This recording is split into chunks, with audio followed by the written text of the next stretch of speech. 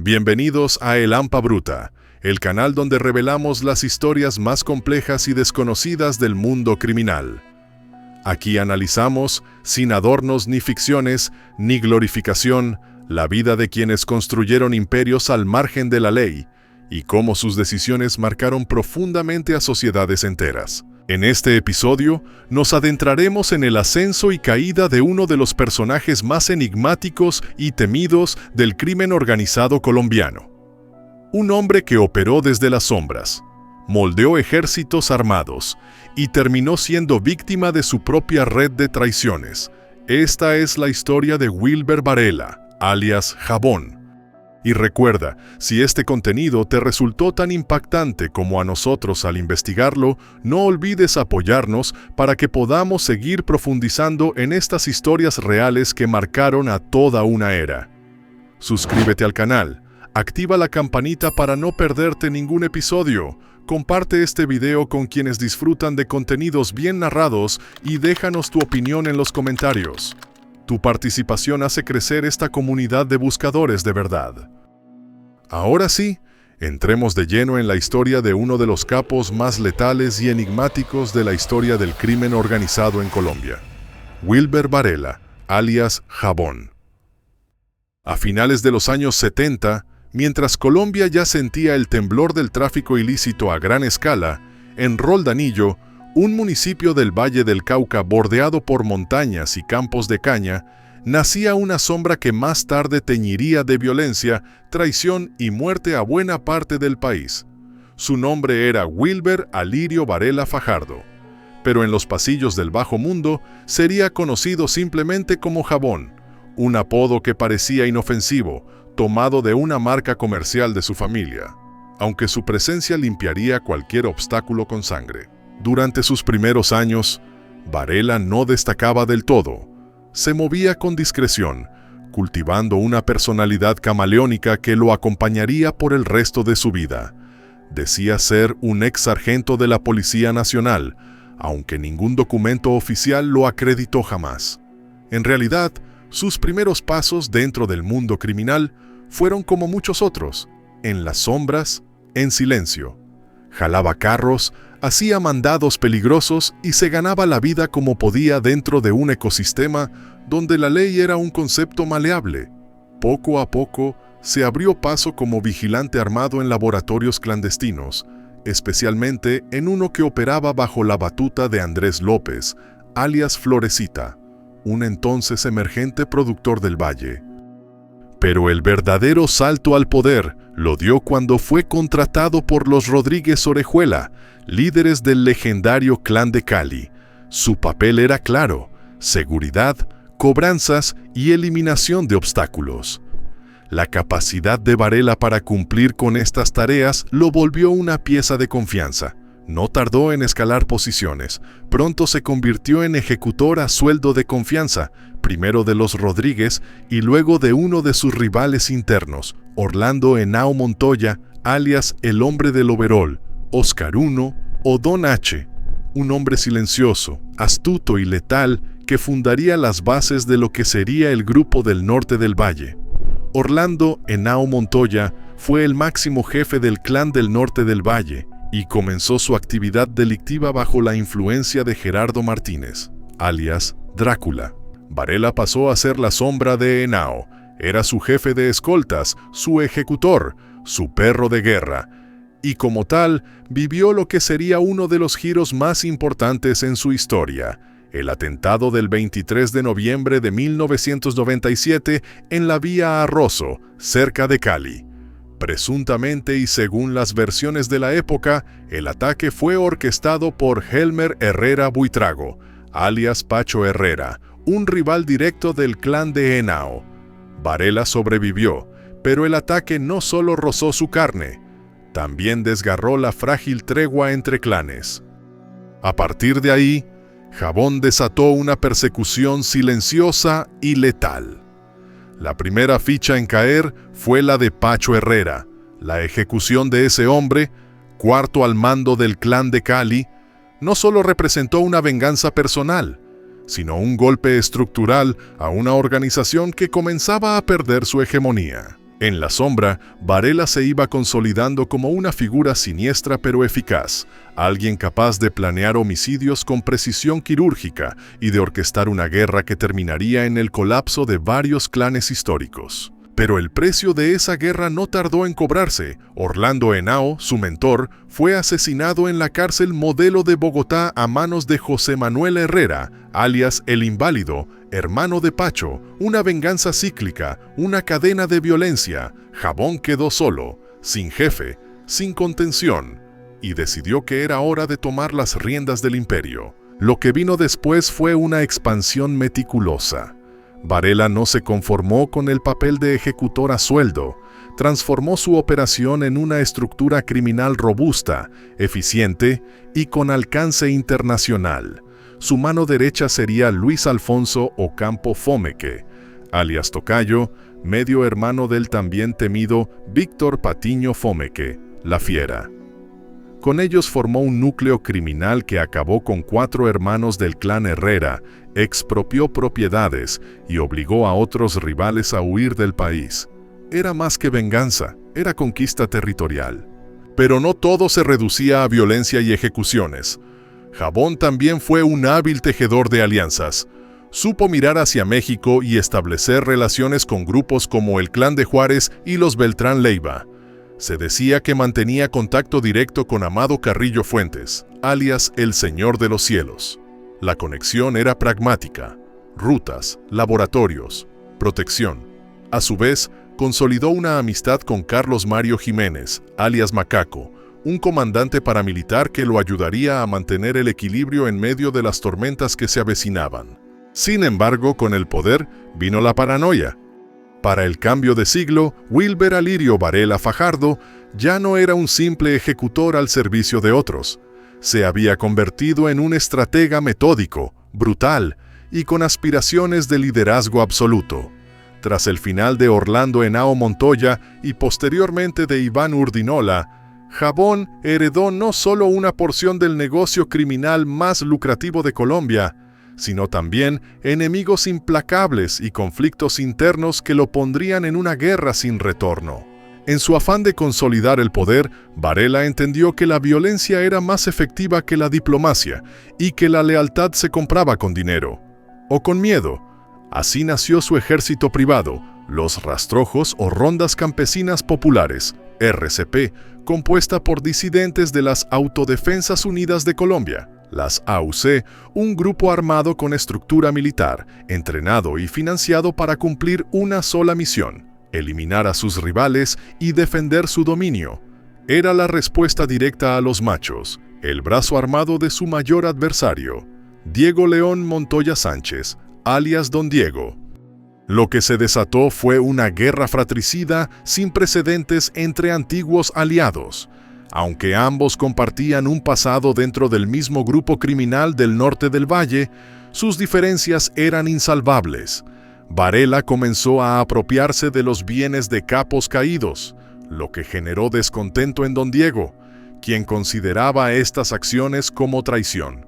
El punto de quiebre fue cuando acabaron con Miguel Solano, alias Miguelito, amigo personal de Don Diego, ocurrido en una discoteca en Cartagena. Varela lo había mandado ejecutar por una supuesta acusación a Fernando Henao y por deudas con la familia Henao. Esto selló la enemistad. La guerra entre los rastrojos y los machos sembró el terror en el Valle del Cauca y en regiones aledañas. Más de 1000 muertos en poco más de 5 años. Cali se convirtió en un campo de batalla encubierto. Hombres armados recorrían las calles disfrazados de policías o con chalecos falsos del CTI. Ejecutores a sueldo profesionales actuaban con precisión quirúrgica en hospitales, bares y hasta en fiestas privadas. El miedo se volvió rutina. En medio de esta sangrienta disputa, Jabón intentó blindarse por todos los flancos. Se refugió en Venezuela, desde donde manejaba sus operaciones con celulares satelitales, laptops encriptadas y una red de testaferros en Colombia, Centroamérica y México. Su amistad con el comandante paramilitar Carlos Mario Jiménez, alias Macaco, se volvió crucial. Macaco, con su influencia sobre varias zonas rurales del suroccidente colombiano, intentó mediar en el conflicto entre Jabón y Don Diego, pero sus esfuerzos fracasaron. La ambición había hecho trizas cualquier posibilidad de reconciliación. Durante su estancia en Venezuela, Varela intentó camuflarse como un ciudadano más. Cambió su nombre legal a Weimar Pérez Aramburu, se sometió a cirugías menores para alterar su apariencia y pagaba sobornos millonarios a funcionarios locales para garantizar su protección. Se decía que vivía en complejos turísticos de lujo y se movía con discreción absoluta. Sus movimientos eran tan medidos que en ocasiones se vestía de sacerdote o médico para pasar desapercibido. Pero la presión no cedía. Estados Unidos ofrecía una recompensa de $5 millones por información que permitiera su captura. La DEA lo tenía en su lista de los más buscados. Y por si fuera poco, la desconfianza se había instalado en su círculo más cercano. Su estilo de mando autoritario, su tendencia a resolver conflictos internos con ejecuciones extrajudiciales y su obsesión con el control absoluto comenzaron a alienar a sus propios hombres. Uno de los episodios más reveladores de su paranoia fue su relación con Giovanna Guzmán, una modelo y reina de belleza por la que llegó a perder el control. En un arrebato de celos enfermizos, ordenó dispararle en la pierna, dejándola herida y muy mal psicológicamente. Este acto no solo evidenciaba su brutalidad, sino también el desgaste emocional que sufría en su exilio dorado. Jabón vivía rodeado de lujos, pero también de fantasmas. Mientras tanto, las alianzas con grupos criminales mexicanos como el Clan de Juárez y los Beltrán Leiva mantenían su organización a flote. Se decía que había sido cercano a Amado Carrillo Fuentes, el Señor de los Cielos, y que incluso habían compartido rutas y cargamentos en los años 90. No obstante, tras la muerte de Carrillo y los constantes cambios en la estructura criminal mexicana, su influencia comenzó a mermar. La debilidad interna se hizo evidente. Sus lugartenientes más cercanos, Javier Antonio Calle Serna, alias Comba, y Diego Pérez Henao, alias Diego Rastrojo, comenzaron a ver a Jabón como un obstáculo. La codicia, la presión externa y el desgaste de años de guerra empujaron a estos hombres a contemplar lo impensable, acabar con su propio jefe. Para el año 2007, Wilber Varela era una figura marcada por el desgaste, el aislamiento y la traición inminente. Desde Venezuela intentaba mantener su emporio criminal como un titiritero paranoico, jalando hilos que cada vez se enredaban más. Sus enemigos lo asediaban desde múltiples frentes.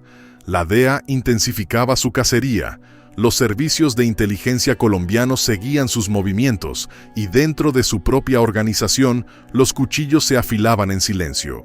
Varela ya no confiaba en nadie. Había cambiado 3 veces de guardaespaldas principal en menos de un año. Dormía en diferentes fincas, nunca pasaba más de 2 noches en el mismo lugar. Se dice que antes de acostarse, hacía revisar las habitaciones con detectores de micrófonos y cámaras ocultas.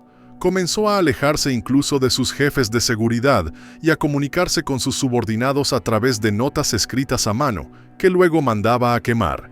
Cada conversación era una posible emboscada, cada mirada una amenaza. En enero de 2008, la traición se concretó. Los hermanos Calle Serna, conocidos como los Comba, en complicidad con alias Diego Rastrojo, pactaron con autoridades extranjeras y acordaron entregar a Varela. Pero sabían que capturarlo con vida era casi imposible. Así que optaron por lo más pragmático, acabar con él en silencio, sin testigos, sin alboroto. La noche del 29 de enero, en una finca de descanso en Mérida, Venezuela, Jabón fue asesinado mientras dormía. Los autores materiales fueron 2 de sus propios escoltas, quienes lo acribillaron. El cadáver fue hallado varios días después, en una cama, cubierto con sábanas y con una pistola aún enfundada. No hubo tiroteo, ni huida, ni siquiera resistencia. La muerte de Varela fue silenciosa, casi clínica, un final frío para un hombre que había vivido rodeado de violencia incandescente. El capo que soñó con dominar el mundo del tráfico de narcóticos terminó abatido por sus propios soldados en tierra extranjera sin poder siquiera apretar el gatillo. El impacto fue inmediato. Los rastrojos quedaron bajo el mando de los mismos hombres que lo traicionaron y su estructura criminal se transformó en una de las más poderosas de Colombia durante los siguientes años. Por su parte, Don Diego fue capturado por las autoridades en 2007 y extraditado poco después, en 2008. La guerra, sin embargo, dejó un saldo de miles de víctimas, un tejido social roto en múltiples regiones del país y una lección amarga sobre la fragilidad de los imperios criminales. En los años posteriores, los mitos sobre Wilber Varela crecieron. Algunos lo recordaban como un jefe temido pero justo, otros como un traidor despiadado que cosechó lo que sembró. Su legado se dispersó entre relatos de fiestas lujosas, masacres planeadas desde la distancia y alianzas con clanes mexicanos, paramilitares y mafiosos de alto rango. Hoy, su figura sigue apareciendo en expedientes judiciales, en series de televisión y en las páginas más oscuras del tráfico de narcóticos colombiano. Wilber Varela, alias Jabón, no fue el capo más mediático, ni el más carismático, pero sí uno de los más letales. Su historia es la de un hombre que se hizo a sí mismo en la sombra, que reinó con sangre, y que cayó víctima del mismo miedo que supo imponer. La historia de Wilber Varela no es solo la de un capo que construyó un reinado a través de la fuerza, es también el reflejo de un entorno donde el abandono institucional, la desigualdad y la corrupción han permitido que figuras como él encuentren terreno fértil para crecer. Pero todo imperio levantado sobre el temor y la traición tiene fecha de caducidad, y aunque su legado dejó cicatrices imborrables, también nos recuerda que ninguna estructura criminal es invencible, y que sus consecuencias siempre alcanzan a inocentes. Reflexionar sobre estas historias es más que mirar al pasado, es entender por qué suceden, cómo se perpetúan y, sobre todo, por qué deben terminar. Gracias por acompañarnos en otro capítulo de El Hampa Bruta. Si te gustó este contenido, te invito a suscribirte, dejar tu comentario y compartirlo con quienes también buscan comprender la verdad detrás de estos relatos. Hasta la próxima entrega.